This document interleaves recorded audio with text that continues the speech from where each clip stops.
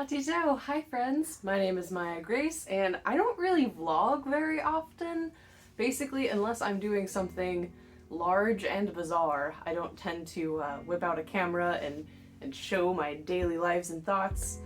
I'm not very good at it, but I thought this would be a really fun journey to take y'all on because I don't really get to do a whole lot of intense dyeing like this. This is a multi-dye bath, multi-color project, and typically whenever I was dyeing things for chorus lines or, tea dyeing my whites so that they wouldn't show from stage and glow when the lights hit them, it was never quite this involved and fun. So this was really fun and exciting. I am not a real dyer.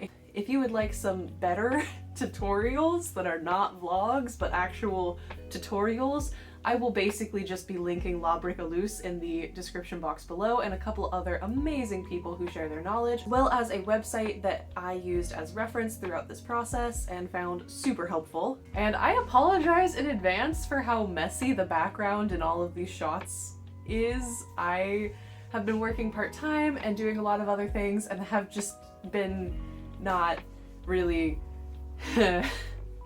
I've been busy. I've been real busy. Welcome to dye bath number 1. We have 4 weeks until these need to ship to Ohio for Christmas, and this is gonna be our teal bath.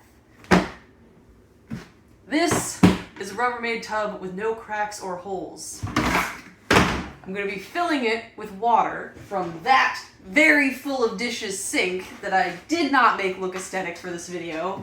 And then some indistinct amount of this dye that I got for 50 cents from a craft store's bargain bin 5 years ago, and hopefully it'll work. Oh, look at that, I got actual footage of my dog questioning my life decisions. Kenya was very curious about this whole process, mostly because it involved a lot of water that she was super not allowed to drink, and anytime she tried to, she got scolded. Look at that beautiful bean footage.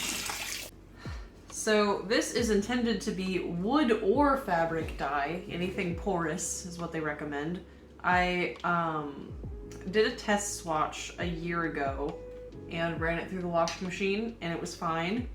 So as long as it has not somehow gone bad, which I don't believe dye stuff can go bad. Never heard of that being a thing. I don't know why I sniffed it. It's not milk. This dye bath here that you see me lovingly creating went horribly. It went horribly. As it turns out, this dye is intended to be painted on the fabric, not soaked in. So none of it took, and I just made a big old mess and wasted a lot of time. I'm not gonna lie, I'm not the biggest fan of Tulip. I find that their fabric paints don't set very quickly and tend to make a big mess, and this fabric dye is also just a mess to use, so I used some RIT. And I got it on clearance. For my first RIT dye bath, I used the jeans dye or the denim dye, and I was able to dye 2 different capes with it, as well as some laces.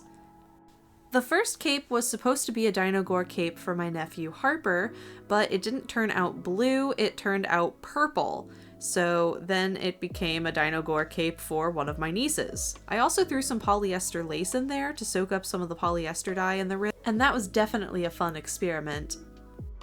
After dyeing a second cape in the dye, there was still a lot of dye in the pot, so I thought, why not try dyeing a third cape? I wanted a nice light sky blue color anyway, so I figured if just some of the dye stuff stuck to the cape, it would be better than nothing.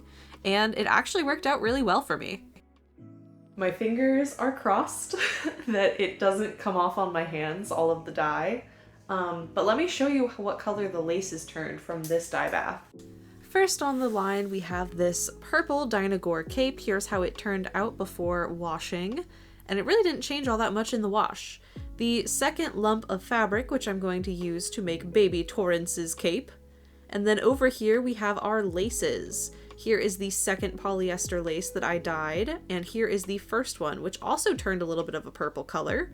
And then the cotton lace that I tried to use up the rest of the dye with after everything else was done also turned purple, which is so fun. Welcome back to my kitchen. I have one of the capes that is going to be dyed orange and a whole bunch of this polyester lace that I have on like a 500-yard roll, and I'm getting ready to dump that into my dye pot. I'm really excited for this because I've got 100% cotton fabric, and then I've got polyester lace, like I already said, and I wish that I had like some wool or something that I needed to dye, because then I would actually probably be using up like a lot of the components of the RIT, because it's like, it's a multi-fiber dye, but I don't have any wool, sadly, so I'm still making pretty good use of this pot though, I think. Forbidden soup.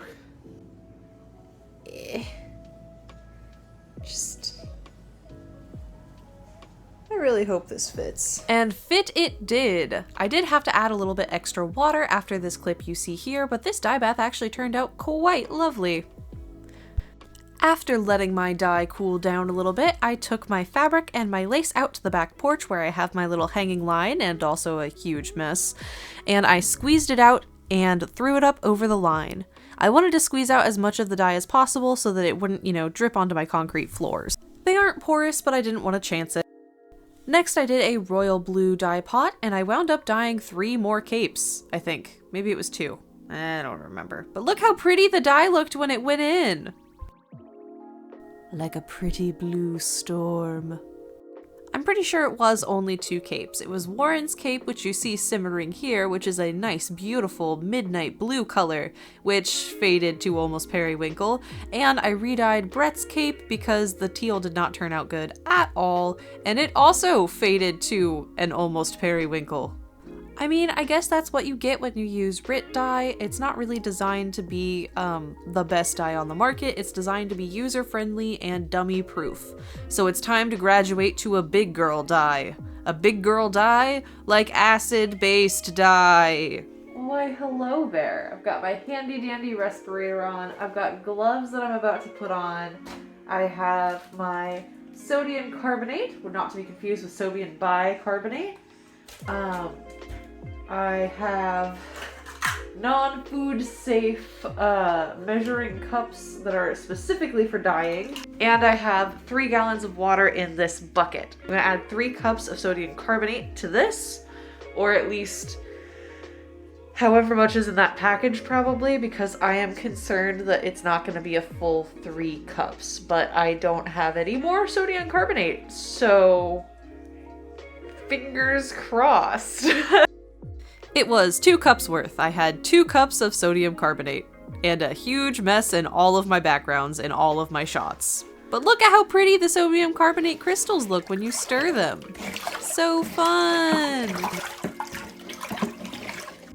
Never say to yourself, wow, I sure hope this vlog is interesting. I don't know what I'm gonna do that's gonna spice it up, because then something will go wrong. I didn't have enough sodium carbonate, so I just ran and picked up some pH+, which is 100% sodium carbonate. I was looking it up online to see, like, will this be okay, or do I need more? And what I saw online said that, you know, because we want a basic wash. That's what we're trying to do. We're trying to have, like, a basic wash for the fabric. Basic as in, like, acidity, not basic as in, like, Starbucks. And cotton is naturally acidic, like, just by nature. So whenever you put the cotton in the water, the cotton is gonna, like, fight with the pH of the water and bring it back up or down. Here is how my sodium wash looked once I had the appropriate amount of water and carbonate in it. It looked really thick and chunky, but the fabric soaked in it just fine, so I guess that's how it was supposed to be. I managed to fit 5 whole capes into this tub, which I am still impressed by. So I have all of my dyes mixed up and all of my capes are soaking, and now I'm ready to start, you know, spritzing them. And I was going to do it on the floor of my back porch, which is like, it's a treated concrete, it's not porous, would have been perfect.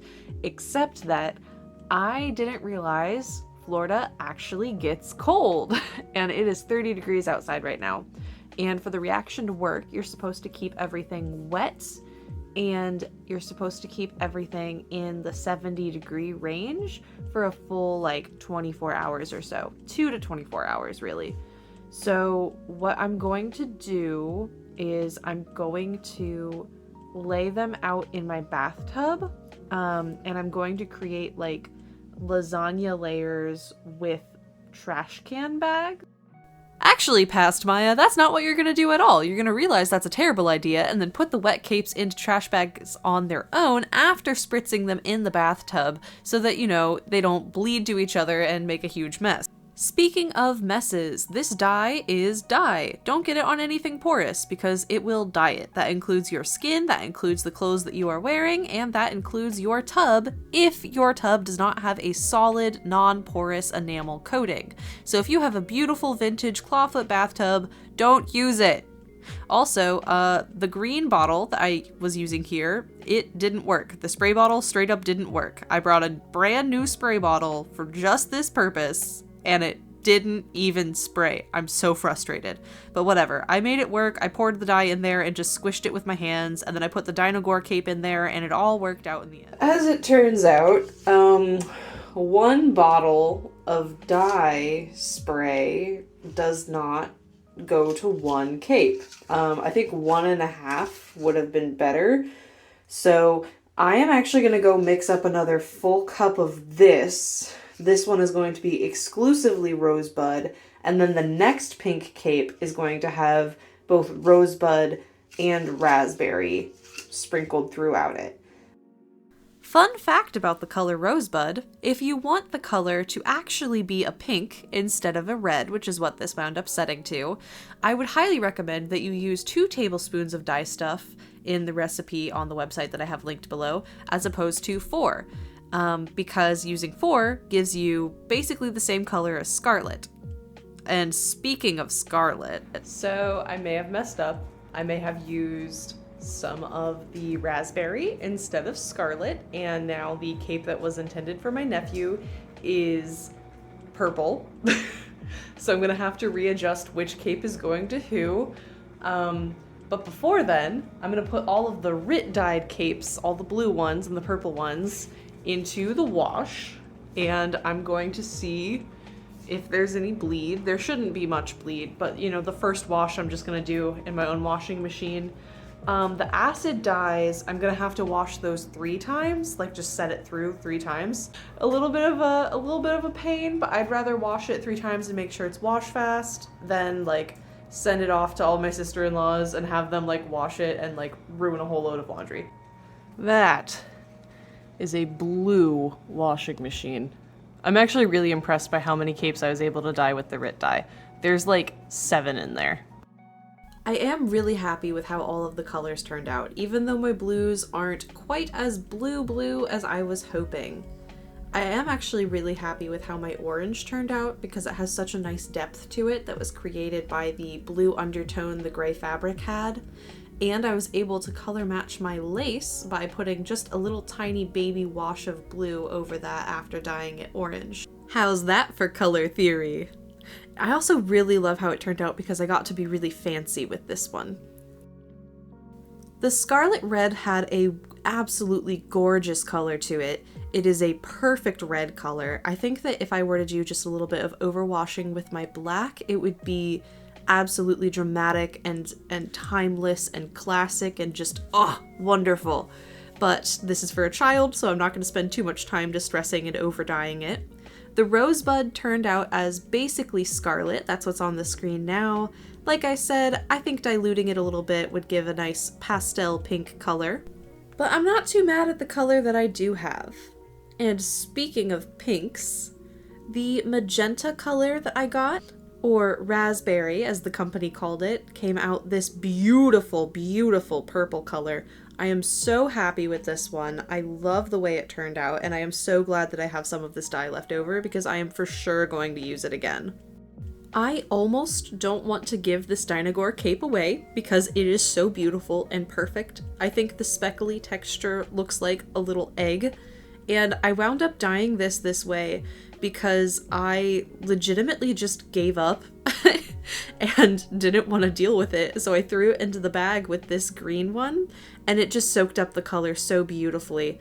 And honestly, this green is so beautiful and deep. I'm so happy with the way that these turned out. Even this one. This is like my favorite color, I think.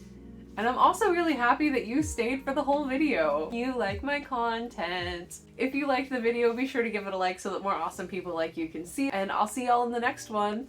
Happy Capesmas, friends! The Dino Gore cape, but without the dinosaur, like, Stegosaurus phase. It's steggy-less. I thought that this would be really fun